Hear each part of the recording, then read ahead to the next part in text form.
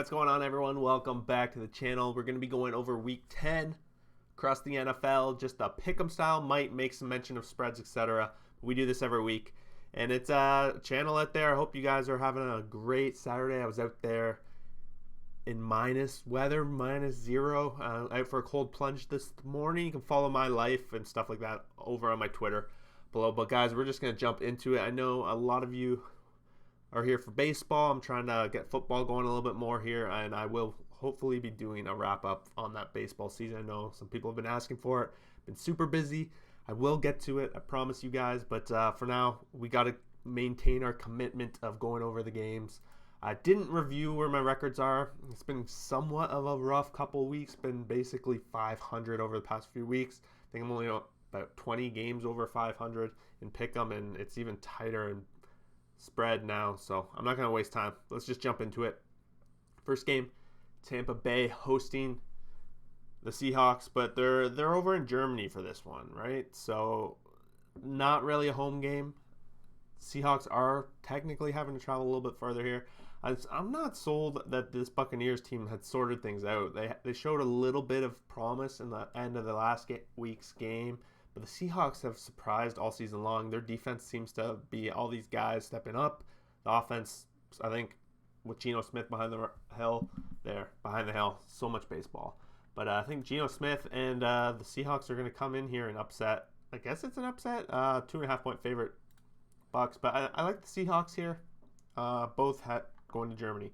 Next up, Bills hosting the Vikings. They're 6.5 point favorites. I think Josh Allen was practicing today, and I know there's a lot of question marks whether he was going to play. A little bit of an injury to his, I guess, throwing arm, elbow. But it looked like he's probably going to suit up at the very least here. Don't know if the Vikings are 7-1 and on the road in Buffalo. I think as long as Josh Allen plays, the Bills should be able to squeak out a nice win here.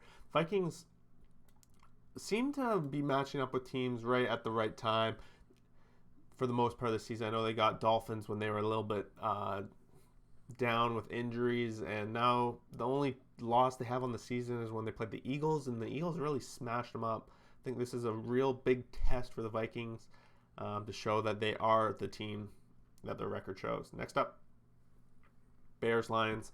I'm going with the Bears in this one. I like what I've been seeing with Justin Fields in the past 3 games. They put up basically 30 points each game. Lions they seem to have that atmosphere where they just always lose. I'm a little bit concerned. I was getting a little excited about this coach last year, and in the beginning of this year they looked like they were a competent bunch and they were going to take some steps forward, but it seems like it's just the same old Lions here. It's a division game, so of course these guys are going to play each other tight. 3.5 point favorites, I think the Bears are. I think if we're going on the spread, I might take a gamble on the Lions. I think scoring-wise, they should be able to keep up and keep it a little close game. We might see a shootout here, but yeah, that's how I'm going with it. Just think Justin Fields this is him coming to a league zone. Next up, I'm not going to spend too much time. We got the Kansas City Chiefs hosting the Jaguars, and the Chiefs are just a much better team. And in a pick'em, I think this is the biggest spread of the week. But in a pick'em style, you gotta go with the Chiefs. Lawrence has just looked questionable all season long. He might show razzle dazzle once in a while where you think he might be turning a corner, but it just hasn't happened yet. Whereas on the Chiefs side, they're just continuing to get stronger.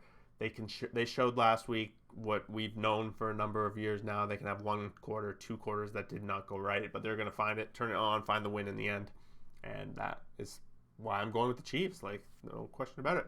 Except Dolphins, Browns, I gotta go with Tua in my Dolphins. For those of you that don't know, Dolphins fan here, and I just think that overall their offense is gonna be able to put up some points and keep it out of the Browns' hands.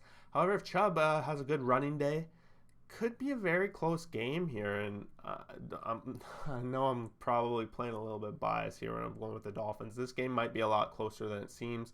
Tua, though, and the Dolphins seem to be winning when he's in the field. I don't think they've lost this season, actually, when he's there. I think maybe 1 game. Can't remember, but it was injury-based, right?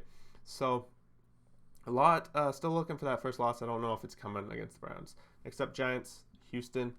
Going with the Giants here. They're a big point favorite too, and no question really about it. I think they're one of the higher performing teams this season.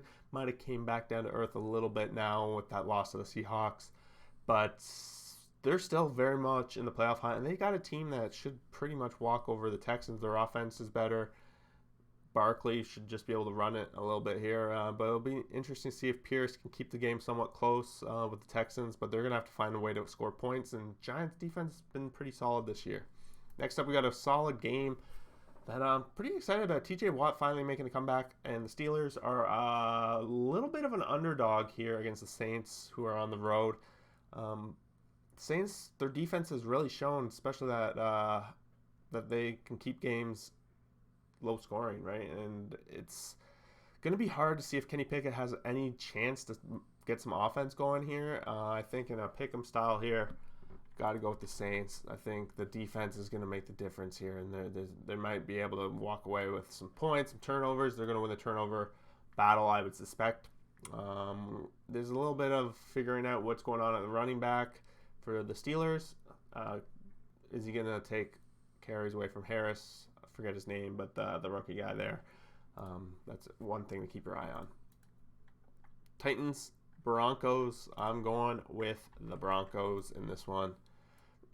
I think highlight here, Ryan Tannehill was still questionable when I'm filming this video. Was probably like a 50-50. I don't know if him coming back is going to make the biggest difference. Of course, it's a huge upgrade over who they've been thrown out there the last week.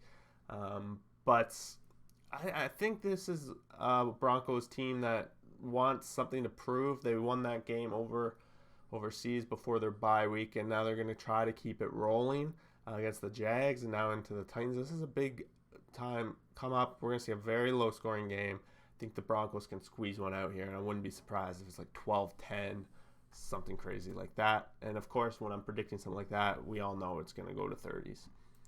Next up, we got the Colts at the Raiders. Both teams just awful seasons, and the Raiders I think 2-7, 2-6. They're 6.5 point favorites, and it makes a lot of sense. The Colts haven't been able to put any offense together whatsoever since Matt Ryan went down, and even when they had Matt Ryan, it was still atrocious. I don't think the Raiders, I've said this past couple of weeks, that I think the Raiders have underperformed their record, but every time I say that, they get crushed, so it's hard to put a lot of weight into what I'm saying, but I'm just going to go with the Raiders. Next up, Dallas at Green Bay.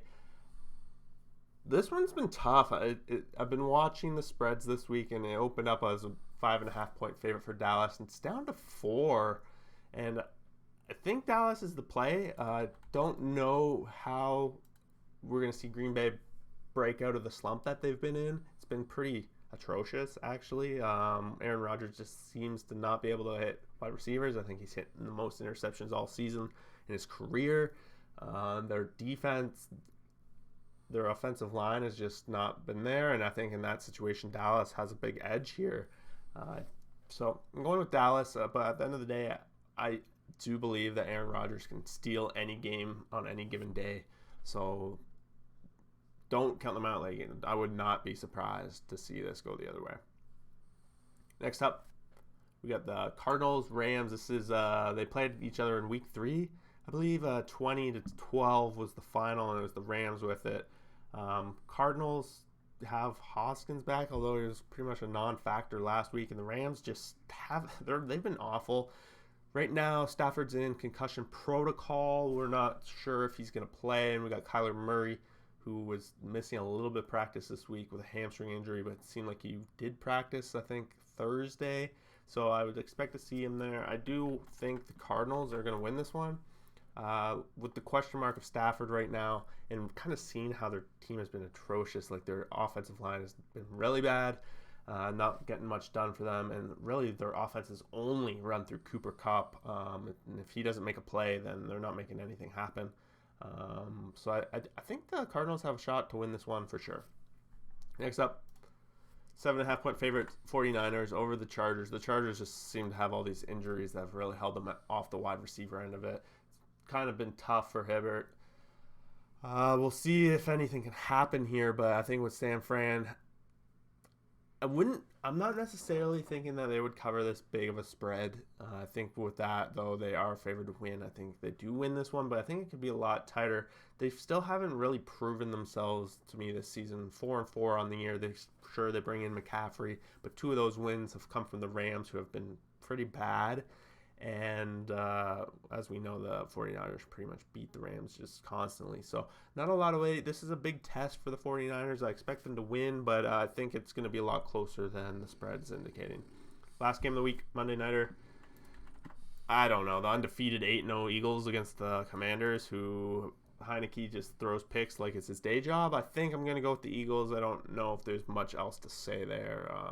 10.5 point spread, I even would say that's pretty much a slam dunk for me. I think the Eagles are going to roll this one, and pretty much they might, unless they're looking ahead to next week. I don't know who they play. Sometimes they call that the sandwich game if a team has like a dud of a team like Washington ahead of them for the week ahead. So I guess that's the one concern I would have, and I'm trying to quickly stall while I'm looking it up here who they're playing. It's the Colts, so it's another kind of dud week, so I don't think they're looking ahead to the Colts, so I think they're going to roll here. That being said, guys, thanks for watching. I really appreciate anyone who's kind of been with this channel for a long time, even newcomers. Like, let me know what you guys think.